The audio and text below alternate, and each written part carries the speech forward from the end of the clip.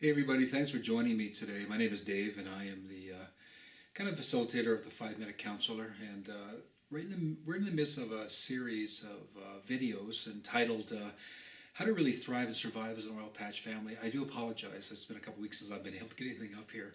I've been pretty crazy busy with my lifestyle, but today I want to talk to you about number 7 video is entitled on healthy boundaries and how to have healthy boundaries and the importance of healthy boundaries. So I hope you guys still like me after this one because I teach on boundaries a fair bit, and boy, it just seems like there's two kinds of people who hear good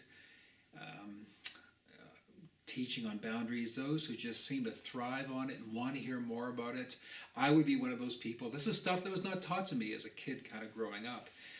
The second group of people are what we would call boundary haters. And that's people who just hate boundaries of any size, shape, or form. They hate the word no. They don't like when people say no to them. And almost always people seem to fall into one of those two categories. But here's what you need to know.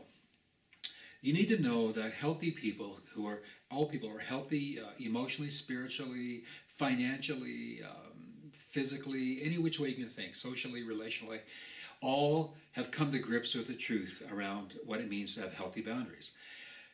A healthy boundary simply means that you grow up. You grow up and you recognize that the devil didn't make you do it, or people don't make you feel certain ways unless you permit them to. And people with healthy boundaries kind of say the buck stops here.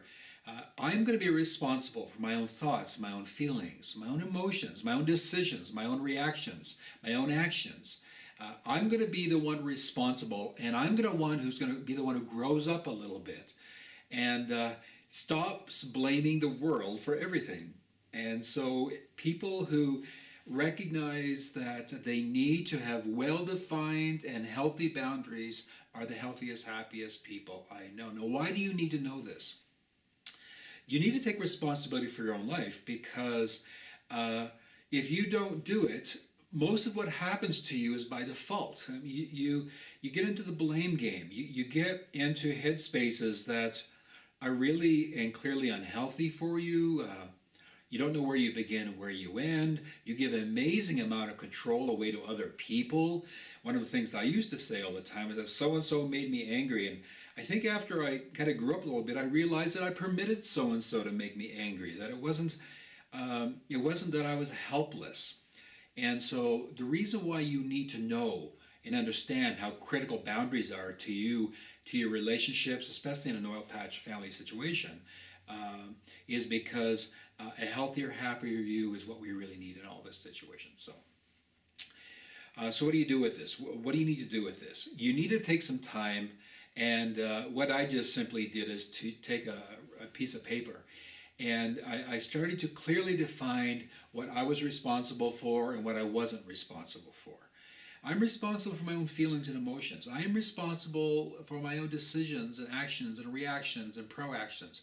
I am responsible for everything that is within Dave Skidmore. I am responsible for all of that, and it was a significant moment for me when I realized that I needed to just stop blaming everybody, blaming the world, blaming circumstances, blaming everybody, except just looking myself in the mirror and saying, hey, Dave, you need to grow up a little bit here. And wow, it was a significant journey for me. That's kind of where you start with this. And this is now where it gets a little crazy, because when you sit down and take stock of who you are, it's really amazing how liberating that is, because I think a lot of us kind of grow up with a learned helplessness. And I think what happens here is you kind of take power back to yourself. It can get a little crazy because suddenly you find yourself giving yourself permission to feel what you are feeling or thinking what you're thinking. I mean, how many of you have ever had somebody say to you, you shouldn't feel that or you shouldn't think that? How dare anybody say that to you? I mean, your feelings are your feelings. If you want to feel them, and nobody has a right to tell you how you should or should not feel. So it's a very liberating thing, and it's kind of crazy. The other thing that happened that I thought was also a little crazy is that I had some people in my life who were boundary haters. They hated the word no because I never said the word no. I grew up with the idea that you never said no to authority figures, and somehow you weren't permitted. I don't know. I guess your own feelings and emotions and thoughts. And so I found some folks in my life who were a little ticked off with me because no is the ultimate boundary setting word. When you say no to somebody, I mean, for good reason enough, in a way that hurts them, but in a way that says, I really don't think I want to do that. I don't think I think that, or I don't think I agree with that. No is the ultimate boundary setting word. Some people get really ticked off, and that can be a little crazy sometimes. And I think the other thing that really happened to me was I invited God into my conversation at this point because I had this epiphany. Like it was like God is the ultimate boundary setter. He's really clear about what things, biblically speaking, what things that he likes, what things he doesn't like, what things he'll permit, what things he won't permit. And I thought, wow, maybe as I explore my spirituality, this is something that I can invite him to speak into, and he did. I mean, it was crazy. He just really began to help me understand, get healthier, help me to come to a place where I became a lover of boundaries. I loved it.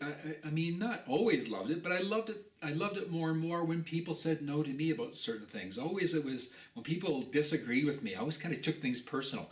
But after a while, I began to grow up. I began to realize, like, wow, they are healthy people and I'm healthy people. If they don't want to do that, that's fine. So I began telling everybody no is a wonderfully acceptable word in my world. So it was crazy and wonderful, and I'm still on the journey of it. And I invite you to email me or text me or Facebook me or Twitter me or Instagram me, whatever you want to do. And I'd be more than willing to have a conversation with you about this. Also, if you want to like this video on Facebook, kind of gets the word out a bit, I would appreciate that as well. I guess the final word I'd say to you is this: given God and given time, anything is possible. And as you get healthier in your relationships, especially as an Oilpatch family, you'll discover that good, healthy boundaries go a long way. So thanks again for joining me in this video, and you take care. We'll see you next time.